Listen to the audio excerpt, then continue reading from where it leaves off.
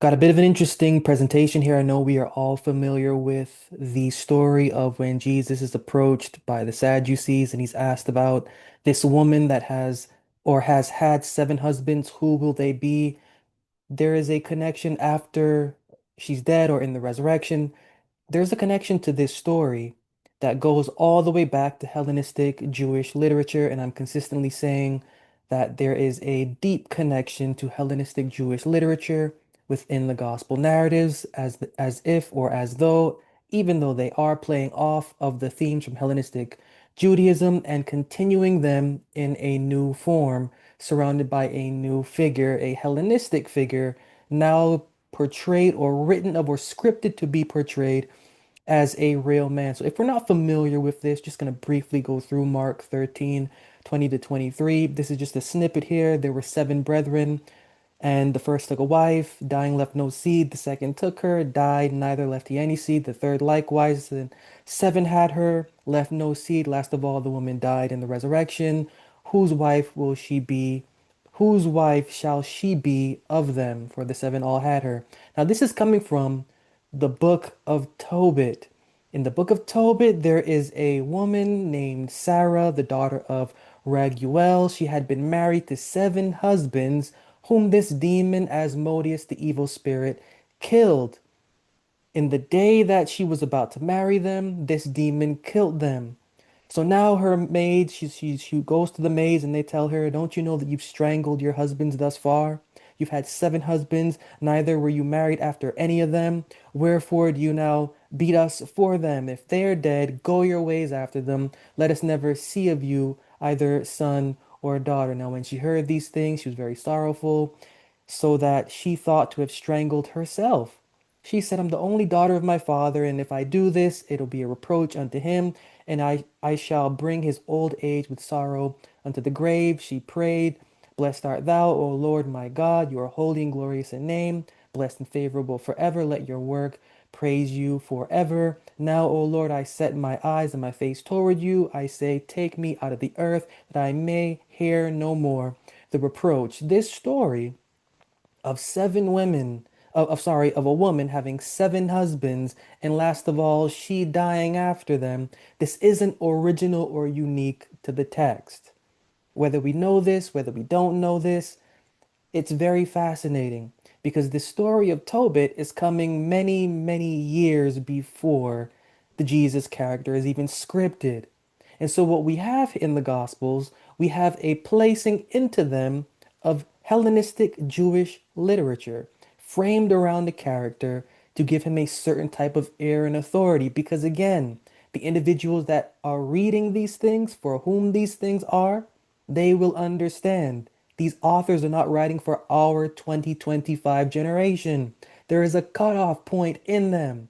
Again, there is a cut-off point in them. The authors are speaking to their generation, not to you, not to me.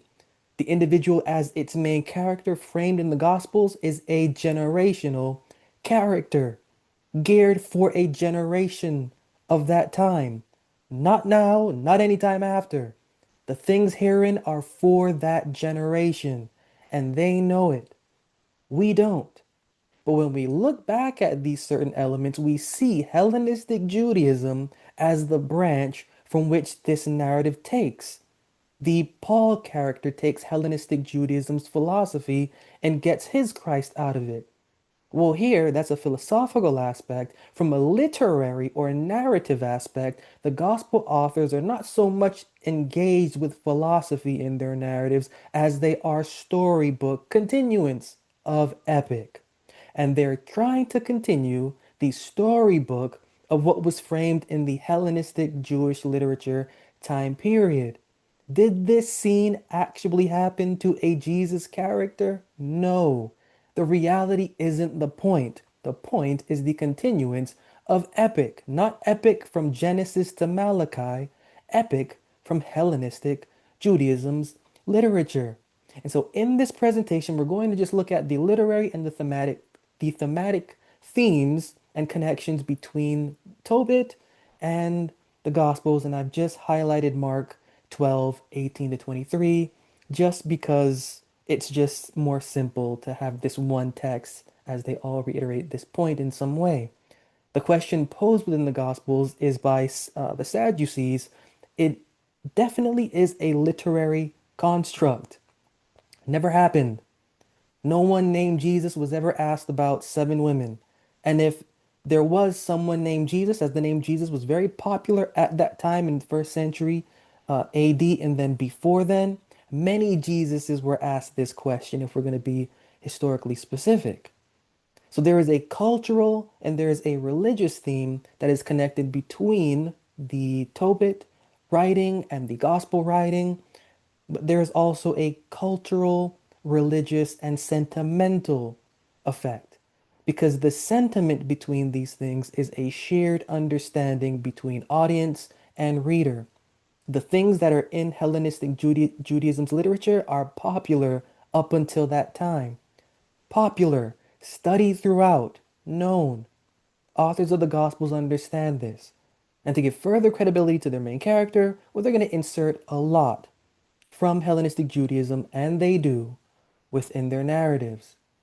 So we just read through that. Sarah, the daughter of Raguel, was married to seven successive husbands. Each husband died on the wedding night before consummation, killed by the demon Asmodeus out of jealousy, out of malice. Guided by the angel uh, Raphael, Tobias intervenes to help Sarah, burning the heart and liver of a fish on coals to drive that demon away.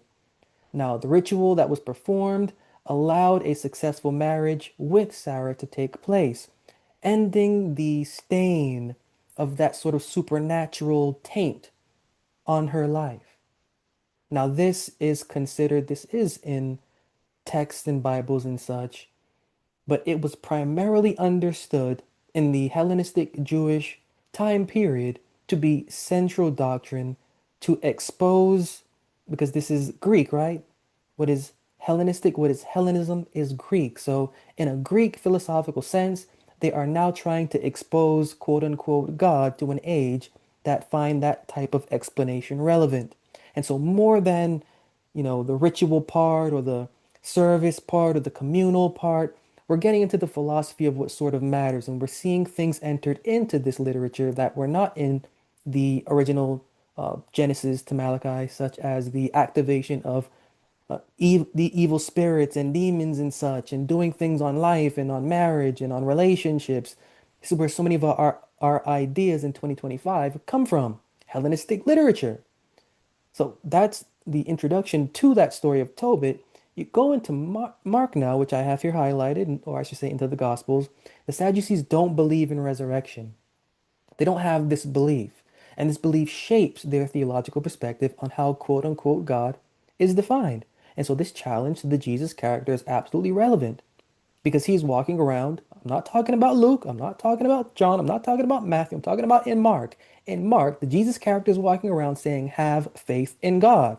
Because there's supposed to come a point in time where the main character, Jesus, God, is going to resurrect you. That Jesus will not be resurrecting you. He does not have any power or anything over that. It's not how that Jesus in Mark works. Have faith in God, he will tell you. And so the Pharisees and this Jesus character have a bit of a dispute because there is a theological difference and a break between them. And so they pose this hypothetical question, of which we assume it is hypothetical because we do not know Hellenistic Jewish literature. And so they present this woman that marries seven in succession, seven brothers in succession, dying without leaving children. They ask whose wife will she be in the resurrection, looking to get some sort of contradiction from within or from out of the Jesus character. Now, the Jesus character explains that in the resurrection, things aren't as they are in the earth realm. Marriages aren't what you think, because the state of being isn't what you assume. And so the challenge is a reply to their religious and secular or sectarian assumptions about what marriage constitutes and what relationships constitute, whether at this point in time or time after, according to their religious persuasion. So now we're seeing a different view on resurrection because while one is uh, based and grounded in the earth, which due to their reverence and respect for the law of Moses, that's all the law of Moses will keep you to. Religious law will keep you tied to earth and tied to ritual and tied to laws and tied to tradition and tied to so on and so forth. Meanwhile, there's another aspect that you're forgetting, and that is the aspect that within each and every single one of us, well, there is something that's not bodily, there is something that's not physical, there is something that has to spawn from which the physical organism can never imagine. So the dynamic and the duality there is at play in this, and to call that duality into reference, they're bringing in a bit of literature that is going on beforehand. So the Jesus character understands this literature. The Jesus character understands the philosophical consequences of answering and not answering the way that he should or should not. The reader in 2025, the reader in 1935, the reader in 1775, the reader in 1531, the reader in however far you want to go back, they're not going to get that. They're not going to get the age. They're not going to get the generation. They're not going to get the context. And if they do, they're not going to really piece it together because the mindset isn't really engaged towards understanding what is predominantly Hellenistic in a Jewish aspect. Well, now it's Christian. And Christian is simply just a pagan Hellenistic Jew. So the mindset really isn't going to be there, but these authors writing the Gospels at this time, they are crafting it for their audience because to them and their audience, the mindset is there and exists, especially for bolstering the credibility of their main character. Now, in history, the motive of a woman with seven husbands, I should say Hellenistic Jewish history or such, in their related literature, it's rare. In ancient history, also outside. The number seven then specifies completeness to such, parallels the gospel scenario. It mirrors this Tobias story. Seven husbands, tragic death, woman who dies last. The resemblance is not accidental. This is a literary construct. These events never happened, whether they are in the Hellenistic Jewish aspect or whether they are in the gospel aspect. They never happened. What we have in the Sadducees and the Jesus scene, all we really have are literary characters that are discussing literary characters. Literary characters that are discussing literary characters. And the point from the human author that's writing it is to emphasize one, the continuation of Hellenistic Jewish epic, but two, also to emphasize the relevance of their main character. Their main character is there to give a prescription that goes and touches beyond what is physical and enters into the realm and into the dimension of what is philosophical and what is ultimately spiritual. What is beneficial not for the flesh, but what is beneficial for the mind.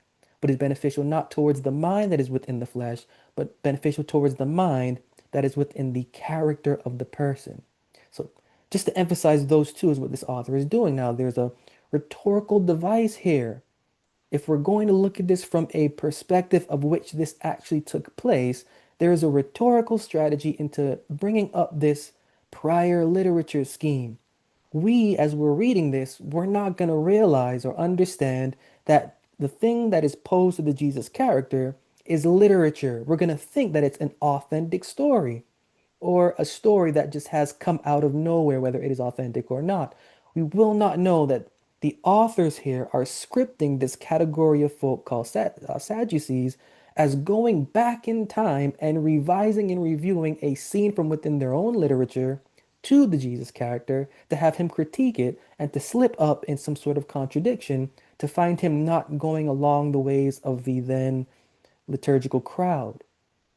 So when we're seeing this employment, we're seeing the tale of Sarah being used as a literary tool to craft, in from their point of view, because they don't believe in resurrection, the Sadducees, how marriage should be, how marriage should look, what should take place within and after the married are then living. But you go into this second phase of understanding of adaptation. And you see the question that is posed to the Jesus character not being something organic or unique or fundamental or phenomenal or wise.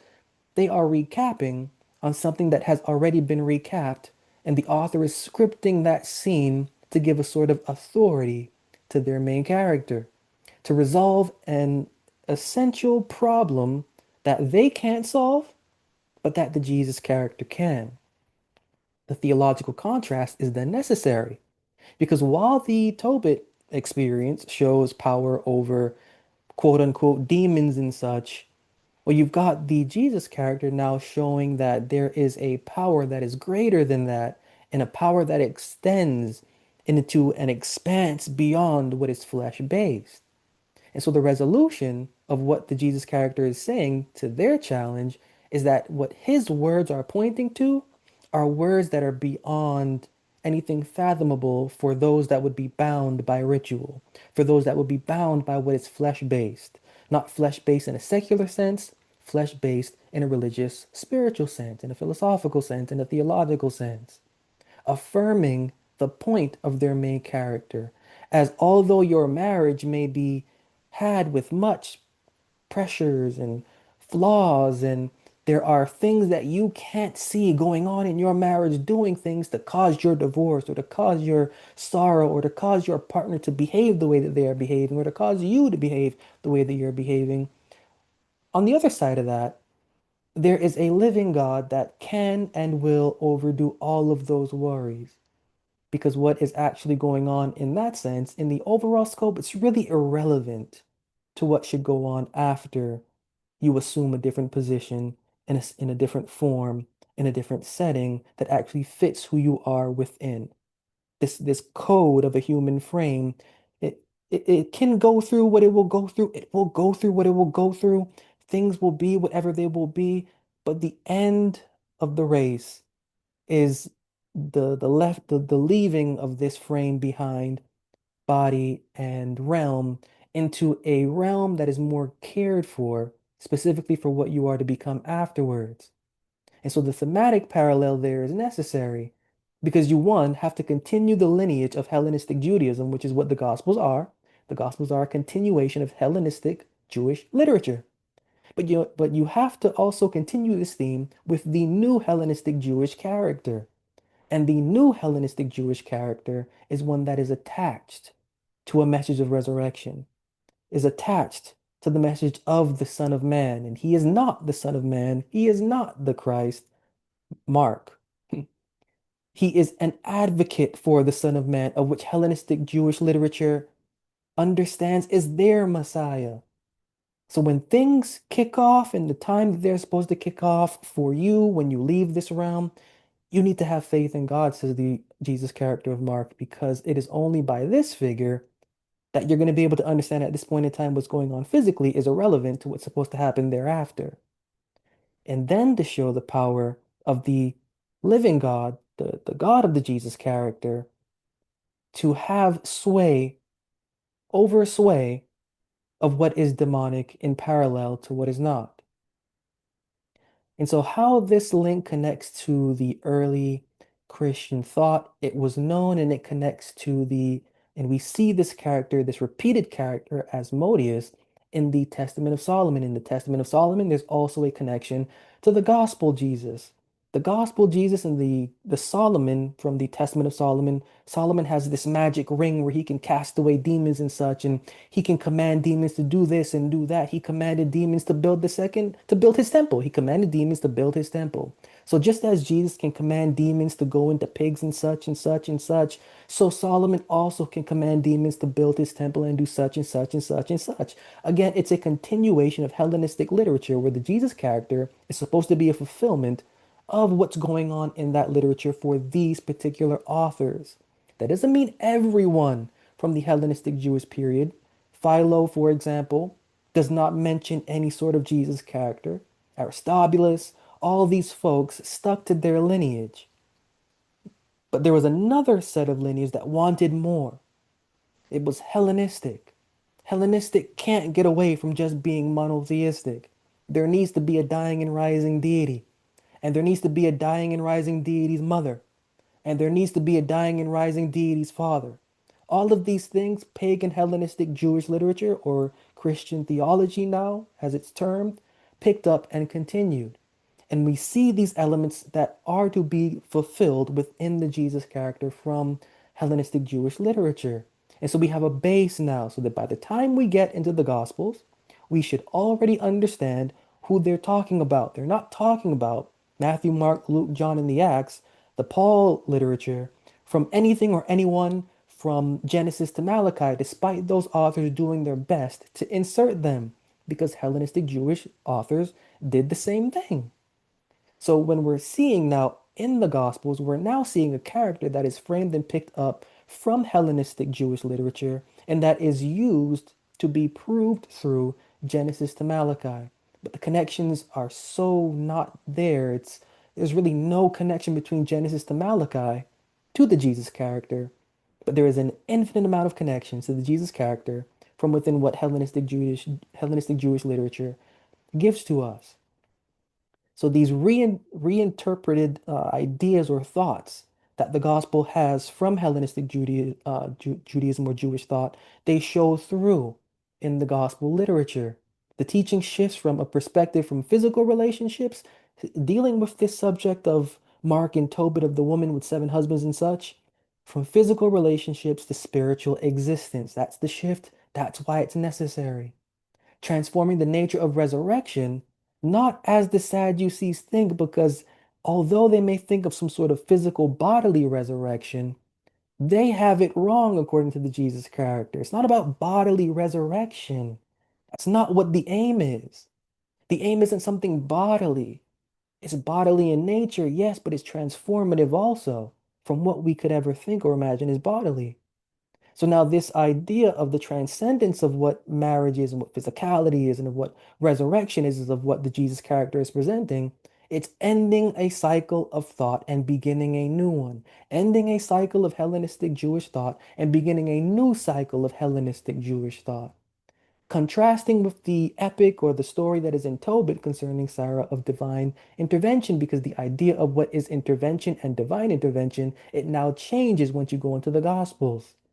So this question that was posed to the Jesus character, it's absolutely necessary in order to solidify what he's teaching as being valid and as being credible and as being on another tier of philosophical Hellenistic Jewish thought and absolutely necessary for that time, making the prior irrelevant, making the priesthood irrelevant, because that Jesus character is against the priesthood and everything that they teach, everything that they represent, whether they are Sadducees or whether they are Pharisees or whether they are the special priesthood that is the combined, it seems, of the two called Herodians and the supporters of therein that throne. So that connection is necessary for the literary significance for the type of theology that they're trying to get across. The gospel question draws indirectly on the cultural memory of this Hellenistic Jewish literature. Sarah and her seven husbands, it's well known, even if not accepted, as scripture. The Sadducees, because they didn't believe in resurrection, because they would not have understood or thought about the type of perspective that the Jesus character is getting at, they wouldn't have accepted it at all.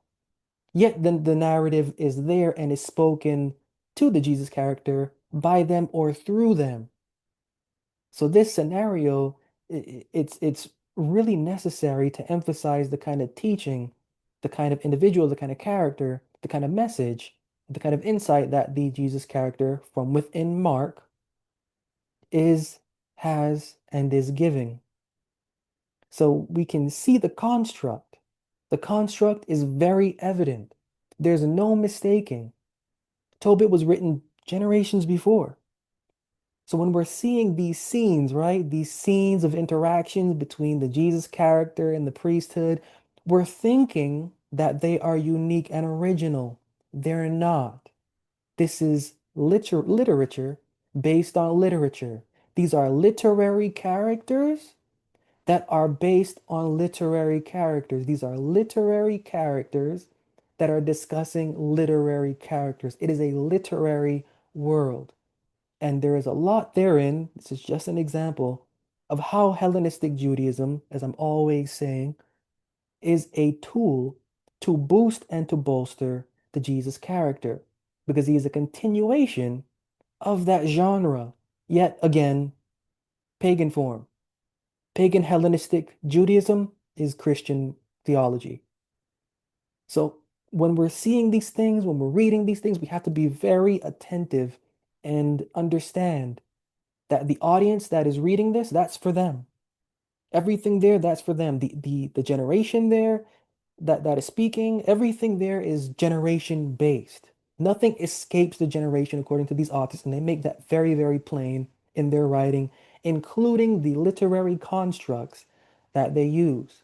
So I found this to be very interesting, and the idea that the continuation of Hellenistic Judaism into this narrative, contrasted with the Paul character as opposed to philosophy, now it's literary, we begin to understand how things work and why things are to work the way they work when they come to the crafting or the scripting of the Jesus character.